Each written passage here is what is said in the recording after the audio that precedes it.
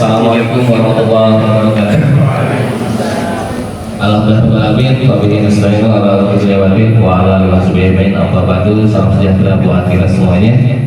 Yang saya hormati Pak Kepala Desa Bangun Jaya, yang saya hormati perangkat Desa Bangun Jaya, Ketua BPD yang kebetulan hari ini juga bisa hadir, yang saya hormati dan saya banggakan pula Ketua MUI Desa Bangun Jaya, kemudian juga para RT, RW, Kepala Dusun, kemudian juga PKK serta seluruh kader yang kebetulan hari ini bisa hadir pada kegiatan pelantikan RW untuk Desa Bangun Jaya periode 2020-2025. Puji syukur marilah kita panjatkan kepada Allah Subhanahu wa taala, salam serta salam semoga selamanya tercurah kepada Nabi besar kita Nabi Muhammad sallallahu alaihi wasallam, kepada keluarganya, kepada sahabatnya hingga kita umatnya sampai di akhir zaman. Amin ya Allah ya rabbal alamin.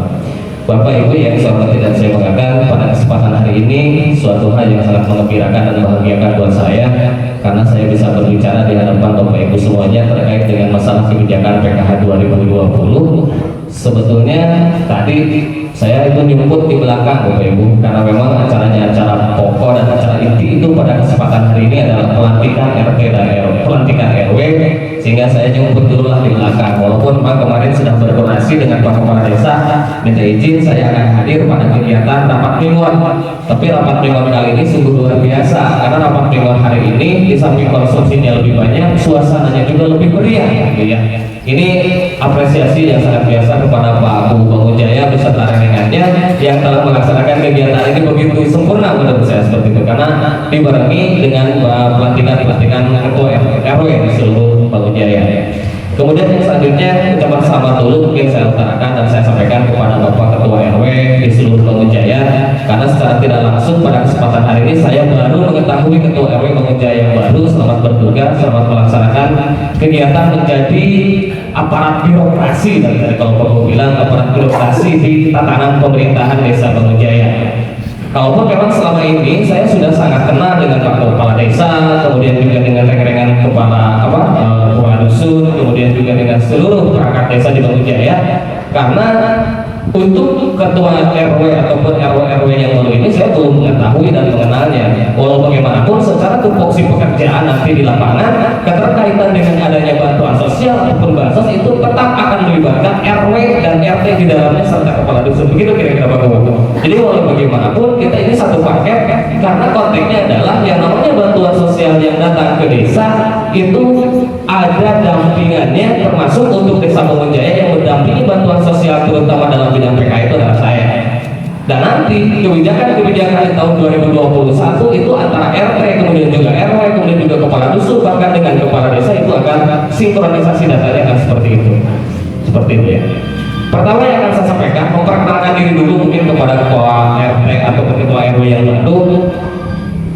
Di cut saja Pak, mohon maaf. Di aja ditolak saja, dicek saja. Sebentar, mohon maaf. Sebentar, saya akan kritik dulu.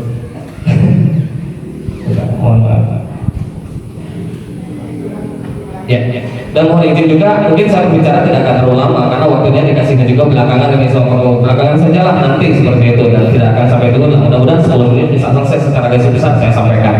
Yang pertama adalah saya sebagai koordinator PKH di Kecamatan Langkah Lancar.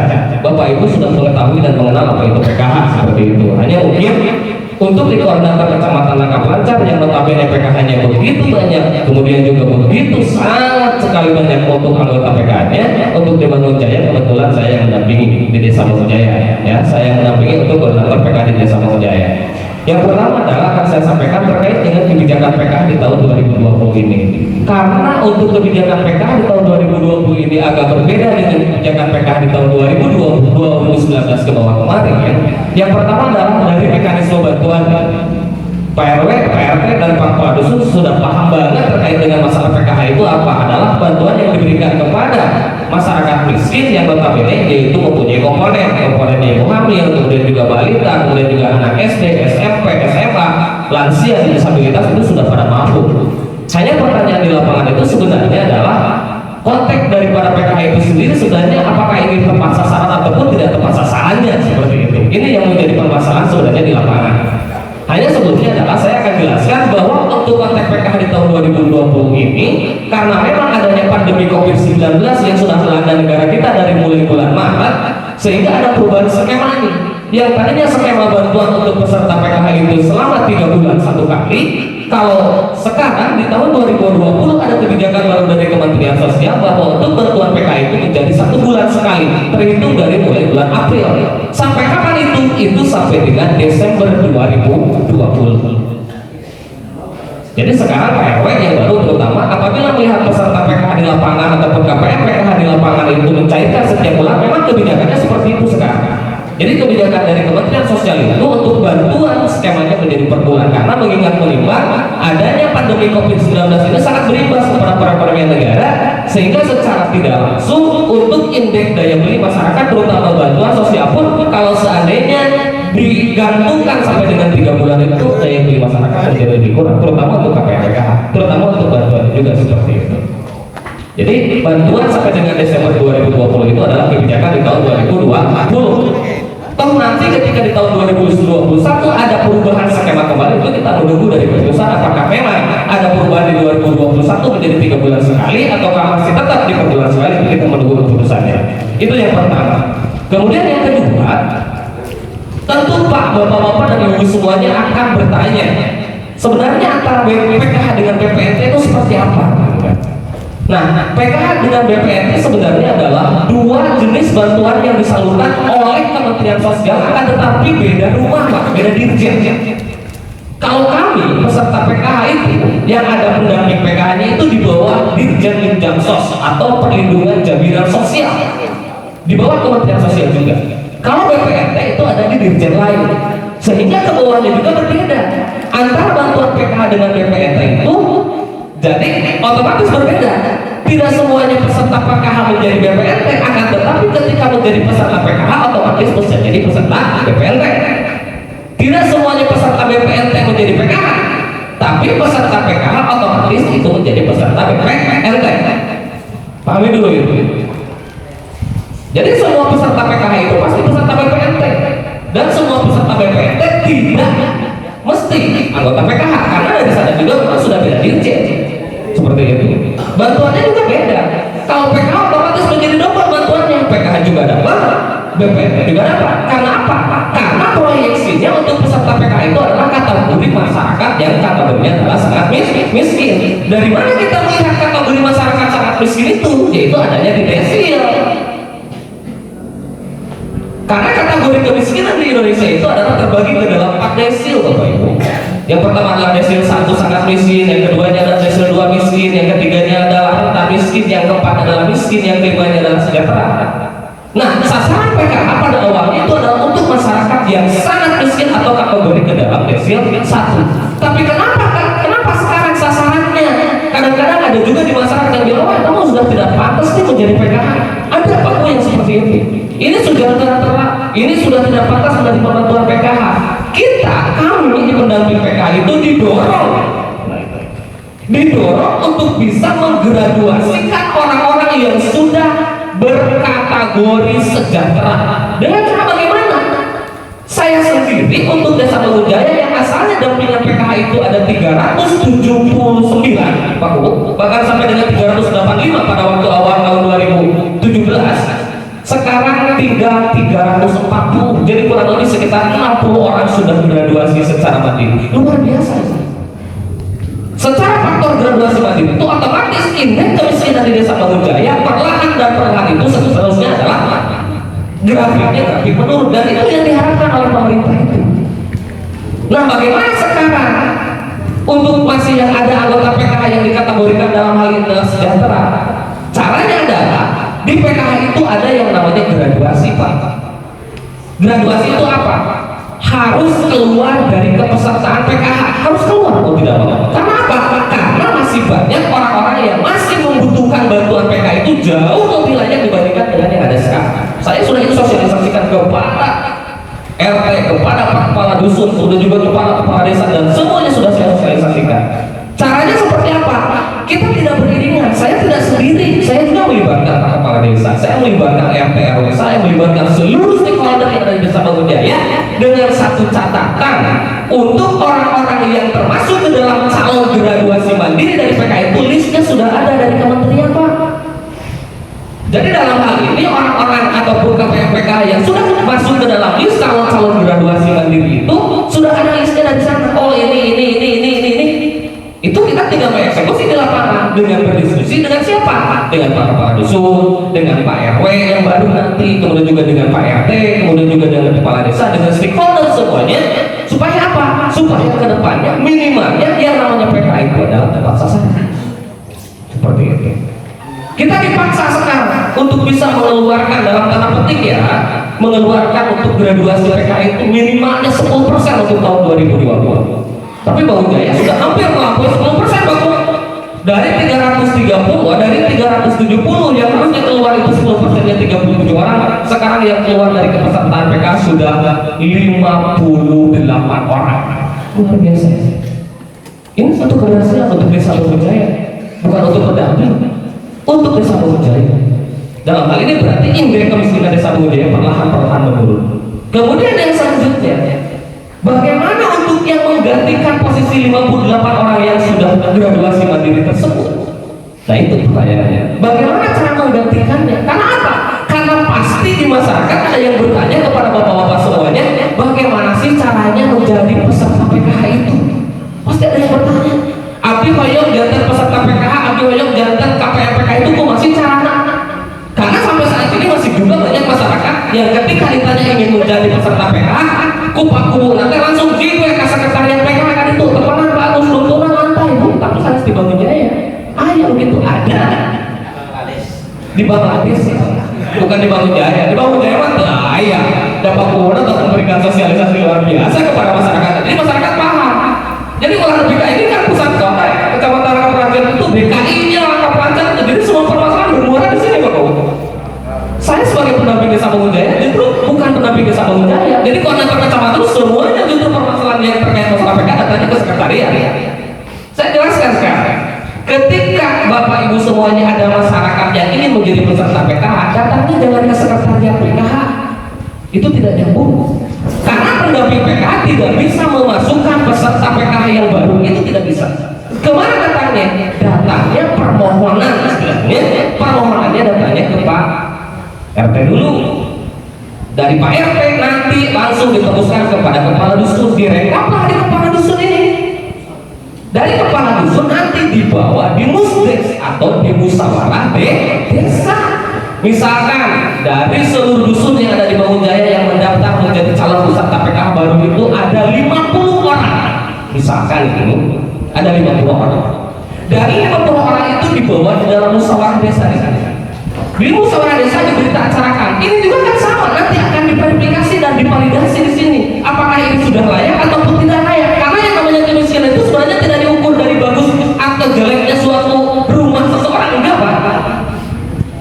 Yang namanya miskin atau tidak miskin itu sebenarnya ada juga yang rumahnya misalkan lama ya. Hampir tidak layak untuk dihuni, tapi aspal PKP nanti ada apa nama, ada 10 rumah. Apakah itu kategori miskin? Bukan. Kita di sini punya kriteria 14 kemiskinan, pakai sangat tambah lagi. Jadi ketika nanti dibawa ke musyawarah desa, dari 50 orang yang lulus itu siapa saja, misalkan yang lulus nih untuk calon peserta PKH yang baru itu ada 20 orang yang lulus sesuai dengan spek, benar-benar itu butuh banget seperti itu. Nah, setelah yang 20 orang itu hasil verifikasi dan validasi di desa, diberita acarakan di desa, baru nanti akan diinput di dalam aplikasi yang bernama SIGNG untuk mendapatkan nomor DTKS di desa juga ini. Jadi DTKS itu adalah data terpadu. Bantuan dari pemerintah itu adalah harus mempunyai nomor DTKS. Kalau seandainya tidak mempunyai nomor DTKS, masih ayeuna hoyong-hoyongan ogenan moal biasa kenging bantuan orang. Nah, setelah diajukan oleh Kesra untuk mendapatkan nomor DTKS, turunlah nanti dari pusat itu nomor DTKS. Yang 20 orang itu semuanya juga tidak akan menjadi PKH. Kita nggak tahu apakah dia itu menjadi PKH atau bukan. Karena apa? Ada yang menurut kementerian itu ini cocoknya tidak di PKH nih, cocoknya ini di BPNT. Ini tidak di PKH nih, ini cocoknya tidak di BPNT, tapi ini di PKH nih cocoknya. Ini tidak cocoknya di BPNT, ini tidak cocoknya di PKH, ini cocoknya di bantuan KIS. Ini tidak cocok di PKH, tidak cocok di BPNT, tidak cocok di KIS. Ini cocoknya hanya di KIP misalnya, Kartu Indonesia Pintar. Jadi seperti itu. Kita datang memvalidasi data-data yang tadinya itu untuk calon peserta yang diajukan 20 orang, kemudian datang lagi ke desa, misalkan jarak sekian bulan, datang lagi ke desa, dari 20 orang itu untuk calon peserta PKH hanya 5 orang saja, misalkan seperti itu. Kita validasi lagi di lapangan, apakah punya komponen atau tidak punya komponen. Ketika punya komponen maka dia diajukan kembali untuk menjadi peserta PKH. Kalau seandainya tidak mempunyai komponen, otomatis dia itu tidak akan diajukan menjadi peserta PKH. Seperti itulah garis besarnya seperti itu. Jadi ketika sekarang menjadi peserta PKH itu memang agak sulitnya karena prosesnya juga cukup panjang dan melelahkan Bapak Ibu semua. Berbicara masalah sekarang layak dan tidak layak, berbicara sekarang mendapatkan bantuan dan tidak mendapatkan bantuan, berbicara sekarang graduasi mandiri, yang notabene graduasi mandiri itu adalah graduasi paksa, yang tadinya sudah terbiasa diberikan oleh pemerintah bantuan itu ini dan lain sebagainya, harus keluar dari zona nyaman itu susah, seperti itu. Kemudian saya tantangin Pak Kuo nih di forum ini.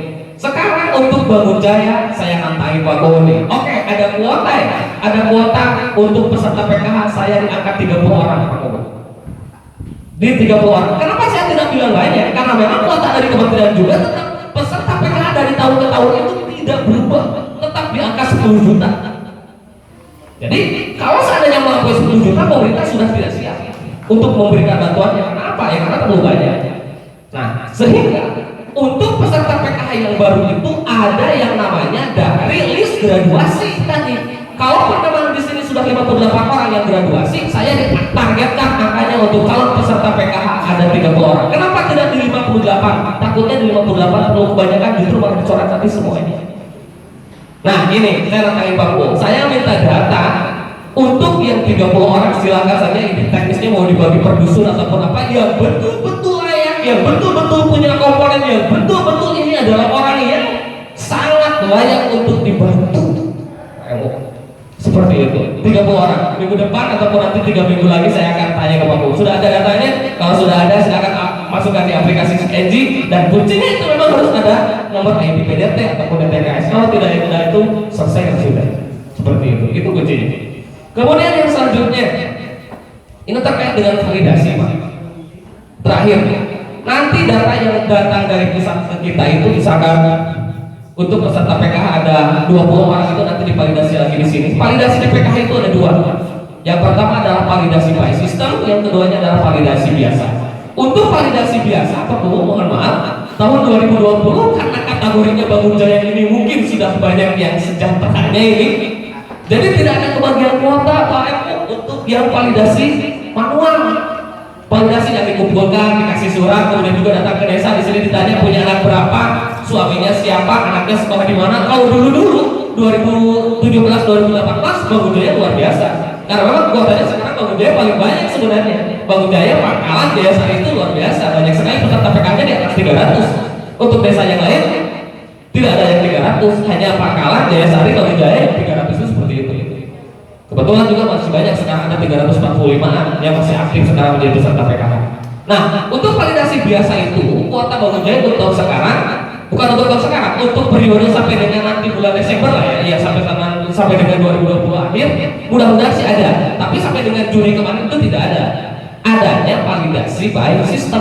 Kalau validasi by system itu adalah langsung ada di aplikasinya Pak.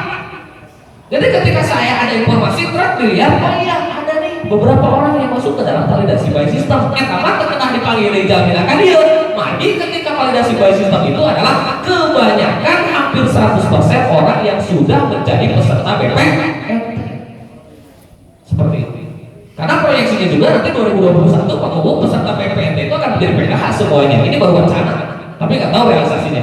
Hanya untuk yang validasi by system itu kebanyakannya adalah orang-orang yang sudah menjadi peserta BPNT dan menjadi kartu BPNT. Saya validasi semuanya, alhamdulillah ada 6 atau 7 orang Pak Kubu ya. Dari Cibitung ada 4 ya, Polok 3 ya. 3 juga dari Cibitung ada 1, seperti itu. Dari Cikarang ada ya? Ada seperti itu. Nah itulah ya. Jadi intinya untuk saat pertemuan awal kali ini dengan Pak Ketua RW-nya baru saya ucapkan selamat bergabung dengan pemerintah pemerintah Desa Bangunjaya dan bergabung juga dengan saya, terutama karena nanti banyak berhubungan juga dengan Pak Kepala Dusun, kemudian juga banyak berhubungan juga dengan saya juga terkait dengan masalah bansos, terkait dengan masalah kemiskinan, terkait dengan masalah itu ini dan lain sebagainya. Saya sampaikan garis besarnya di dalam kolom ini saja. Yang pertama, kebijakan yang tadinya 3 bulan menjadi per bulan. Kemudian yang kedua yang disebut dengan graduasi itu tadi seperti apa. Kemudian yang ketiganya terkait validasi barusan juga sudah dijelaskan. Kemudian terkait dengan masalah data PKH juga barusan sudah dijelaskan secara singkat dan secara garis besar, mudah-mudahan sih minimalnya sekarang bisa dipahami. Kemudian juga saya ingin semuanya berlari kencang sama seperti programnya Pak Uu di sini. Mau ada tadi saya nyimak ada rencana membuat Pertamina ya. Pertamina itu luar biasa. Kemudian juga membuat ini itu banyak program kerja yang harus terrealisasikan. Saya juga ingin lari juga sama seperti Pak Uu untuk bisa menuntaskan dan mengentaskan kemiskinan di desa Bangunjaya, minimalnya bisa graduasi lebih dari 100 orang lah minimalnya seperti itu.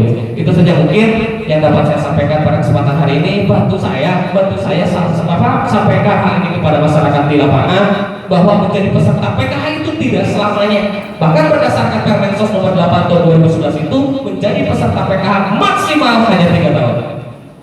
Apakah kita harus menggraduasi semuanya selain sudah 3 tahun? Enggak juga.